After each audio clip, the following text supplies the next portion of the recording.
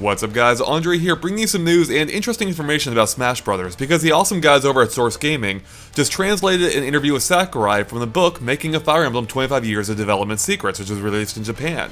So I thought it'd be fun to go through some of the highlights, but there's a lot more in the actual article itself, so I recommend checking it out. There's a link to it in the description below. But anyways, let's dive right on in. And first up is the fact that Sakurai mentioned that he actually did want Marth in Smash Bros. 64.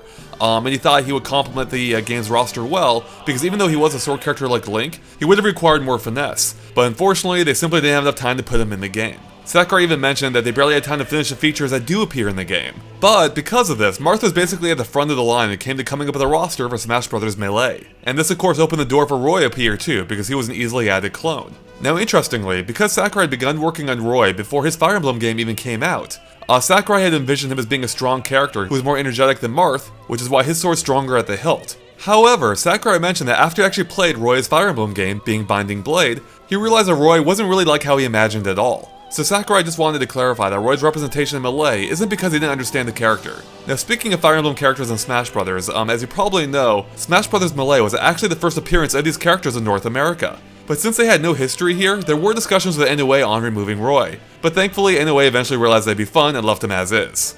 But how does Sakurai decide which characters make the cut in the first place?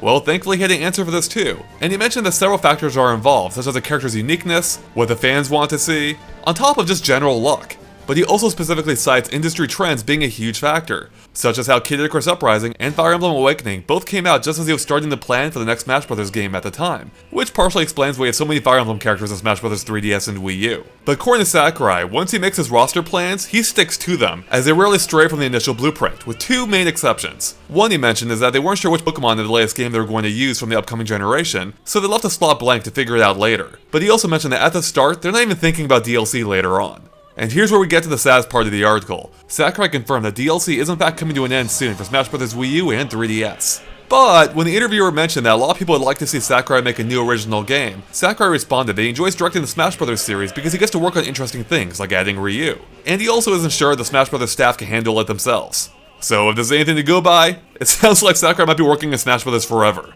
And there you have it guys, that's some of the highlights from the interview that Source Gaming translated, so please go check out the full article if you want even more. There's a lot of great information there and they did a really good job translating the entire thing. There's of course a link to it in the description below, so go give it a read. Alright guys, thanks for watching. Of course keep an eye on GameXplain for more on Smash Brothers and other things gaming as well. Bye!